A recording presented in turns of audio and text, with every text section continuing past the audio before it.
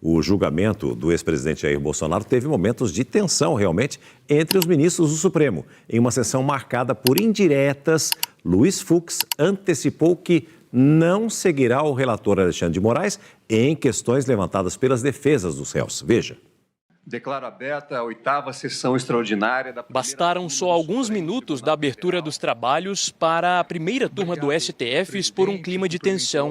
Já no início do voto do relator Alexandre de Moraes, Luiz Fux sinalizou que vai seguir um outro caminho para avaliar as questões preliminares, que são discussões sobre o andamento do processo propostas pelas defesas antes mesmo do julgamento dos crimes em si. Vossa Excelência está votando as preliminares, eu vou me reservar o direito de voltar a elas na oportunidade em que eu vou votar. Porque desde o recebimento da denúncia, por uma questão de coerência, eu sempre ressalvei ter vencido nessas posições. Sorte que eu vou voltar a essa, muito embora, assim como Vossa Excelência votando direto, eu também vou votar direto. Ao longo do processo, Fux foi o único a defender que o caso de Bolsonaro e dos outros réus fosse julgado pelo plenário do Supremo e não pela primeira turma. O embate na primeira turma ganhou um novo capítulo quando Fux reagiu a uma intervenção de Flávio Dino. Segundo Fux, havia um acordo prévio entre os ministros para que os votos fossem lidos sem interrupções. Mas, de acordo com o ministro, esse combinado foi descumprido, tanto por Moraes quanto por Dino. Questão de ordem antecedente da explicação de Vossa Excelência.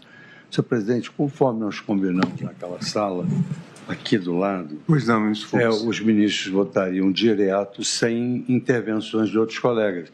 Muito embora foi muito própria essa intervenção do ministro Flávio Dino, mas eu gostaria de cumprir aquilo que nós combinamos no momento em que eu votar.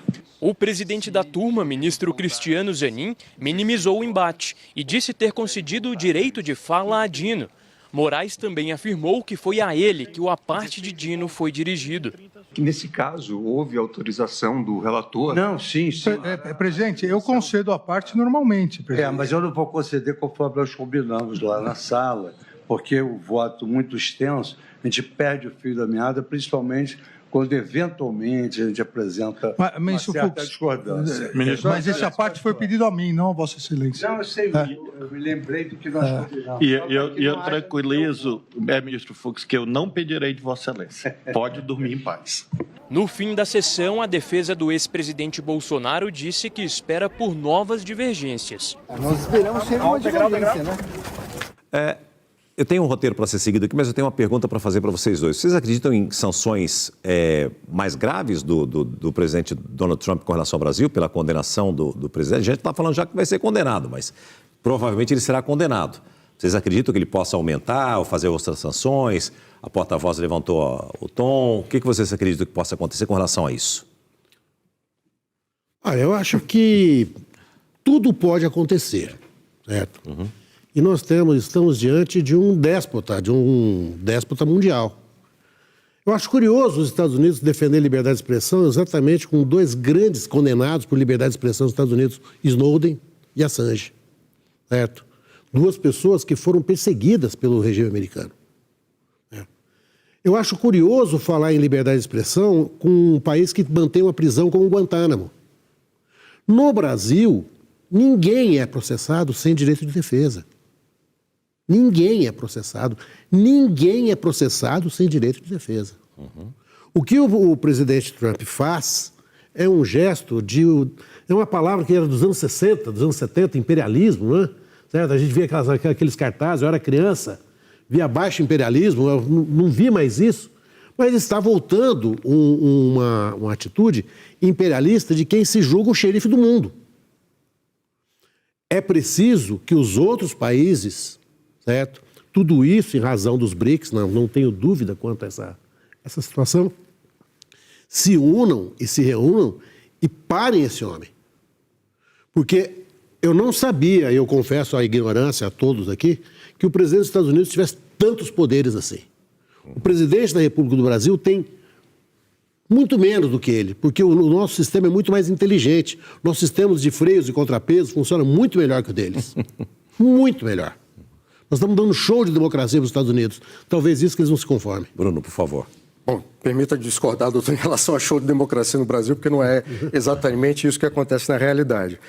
Sobre aquela coletiva de imprensa, César, a pergunta inicial do jornalista americano, a porta-voz da Casa Branca, foi não só em relação ao Brasil, mas a outros países. Isso. Então, quando ela dá a resposta para usar poder econômico e militar, ela não estava se referindo exatamente ao Brasil.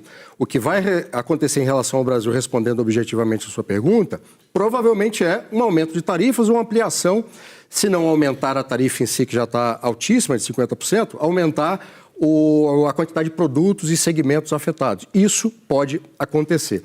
Em relação à justificativa, eu ainda acho e mantenho aqui, falei isso várias vezes, que o interesse americano é precisamente sob um aspecto muito mais comercial do que propriamente político. Então, está se usando o Bolsonaro e o atual governo STF como justificativa para fazer um movimento que já faria de qualquer maneira, né? Em relação a todo o resto, a situação complicada do cenário político brasileiro, eu reafirmo aqui o que eu venho dizendo. O julgamento é político, a própria composição dessa turma já mostra que o posicionamento de ministros específicos, o caso do Zanin, que foi advogado do Lula, o caso do Flávio Dino, que foi ministro do Lula, e toda a forma como esse julgamento vem sendo conduzido, e até as reclamações dos advogados de defesa de que houve cerceamento do direito de defesa, já mostram um problema muito sério. Isso não quer dizer, por outro lado, que não havia uma vontade e que, vá lá, até um planejamento para que houvesse uma tentativa. Mas tentativa, de acordo com a lei, eu acho que não houve. Ok, doutor Tardelli, muitíssimo obrigado pela presença, Bruno. Muito obrigado. Espero contar com vocês em outras oportunidades. Vai ser uma semana muito agitada, sem dúvida nenhuma. Muitíssimo obrigado.